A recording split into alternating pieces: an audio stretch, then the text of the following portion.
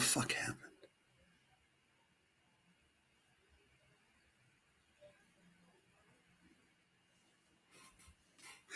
Uh, Hello, everybody. This is John Paval with Access Arts Live. I think we are live now. We just had a little problem, and I wonder if my expletive deleted about that went out over the airwaves. Anyway, I'm here to give you a live report on this evening's Gala Jubilee being held by the Polish National Opera and being live streamed by Opera Vision, so graciously free of charge, both on YouTube and on their own website. And I wanted to give you some background on who are the different opera singers and everything involved. This is a big deal.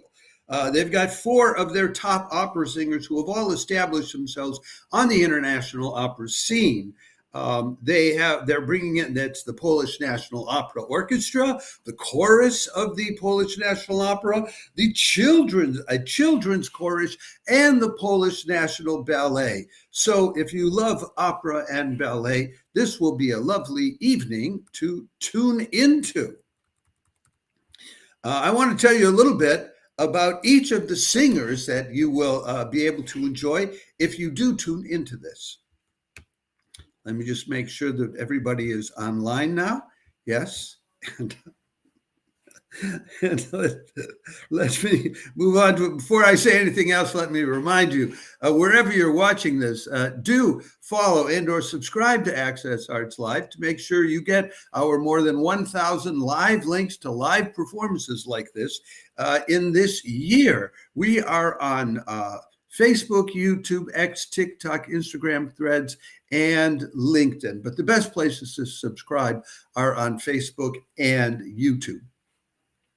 So who do we have for you today? Well, we have 4 singers, and I'm going to go over each of them, and then I will tell you what they will be singing during this opera gala. And that way you'll know, well, do I want to tune in to hear this tenor sing this or that or whatever?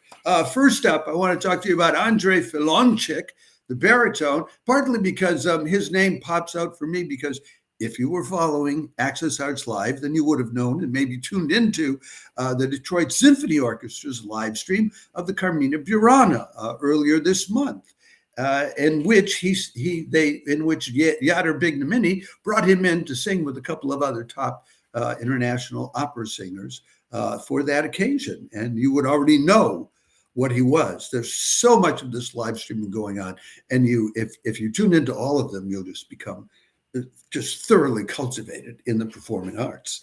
Filonczyk, relatively young for an opera singer, in his early 30s, studied in Wrocław, Poland, but also studied at the International Opera Studio in Zurich. Made his debut about a decade ago in the role of Tonio in Pagliacci at the Poznania Opera House, and then they brought him back the next year, already singing the title role in Eugene Onega. It's been onward and upward since then. He's sung Figaro and Rossini's Barber of Seville for the Zurich Opera House and the Bolshoi Theater in Moscow.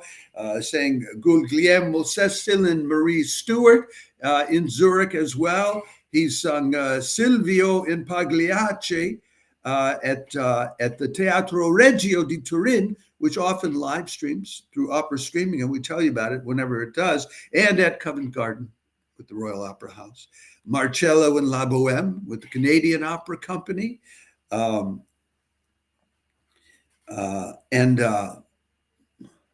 with the Paris Opera. He's since 2017. He's been back there again and again as Figaro in the Barber of Seville, as Marcello in La Boheme, as Don Carlos in Rodriguez.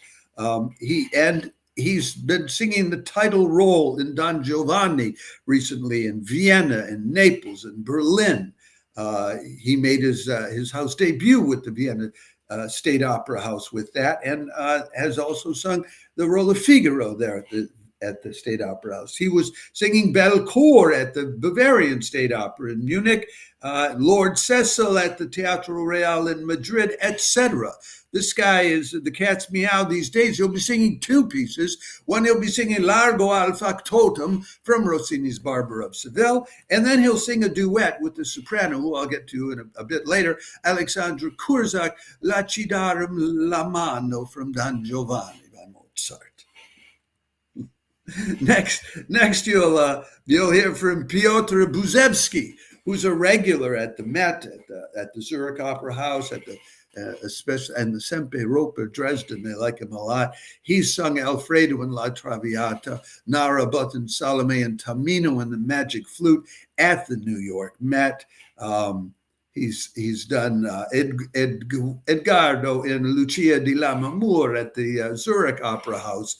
He's appeared as Fadinard in a new production of Nina Rota's Il Cappello di Paglia di Firenze at the Dresden Semperoper. He sung Alfredo in La Traviata in Rome.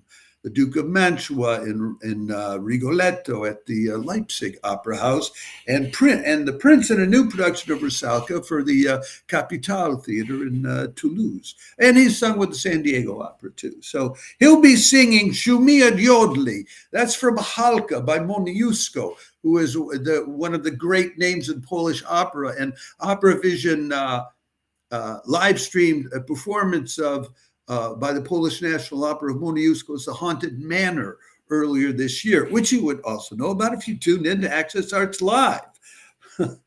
Okay, next up, I'll tell you about Rafał Wasiłek, R-A-F-A-L with a slash through it, and that's pronounced like a W in Polish.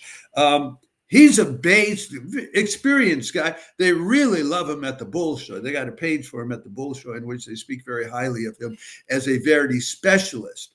This year, he'll be back with Covent Garden singing Timur in Turandot. He'll be Tiresias in Jocasta's line with the Norwegian National Opera this year. Recent seasons, he's played Zaccaria in Nabucco and Ramphis in Aida at the Arena di Verona, at the Bavarian Staatsoper, at the San Carlo Theater. He's played the Grand Inquisitor in Don Carlo at La Scala, at the Bavarian States Opera House in Berlin and Real Madrid, Vodnik and Rusalka for the Royal Opera House, and also at the Semperoper in Dresden. He's also sung at the Teatro Colón in Buenos Aires, which we tell you about their live streams too, as Sarastro in Die Zauberflöte, the magic flute. And he will be singing Ten Zegar, which is from The Haunted Manor, that Moniuszko opera, which I mentioned just a moment ago. Finally, we get to the soprano, who's doing more singing than anybody else. It's Alexandra Kurzak. She studied in Wrocław and in Hamburg, and she always notes in her biographies that in 2009 she received a PhD, and she is now officially a professor. So this is an educated soprano. She made her Royal Opera debut 20 years ago as Aspasia. In 2005, but since then, for them, I believe she has sung Norina in Don Pasquale, Adina in L'Elisir d'Amore, Susanna in Le Nozze di Figaro, Matilde in Matilda di Chabran, Fiorilla in Il Turco in Italia, the Turk in Italy, Gilda in Rigolette, Violetta in Traviata, which is one of what she considers a career highlights. She sang for the Paris Opera. She sang Violetta, Desdemona in Othello, and Elisabetta in Don Carlo. And for the Met, she sung Tosca. She sung Cho-Cho-san and Madame Butterfly and Liu. And she sung Aida for the Arena di Verona. These are what she called her career highlights.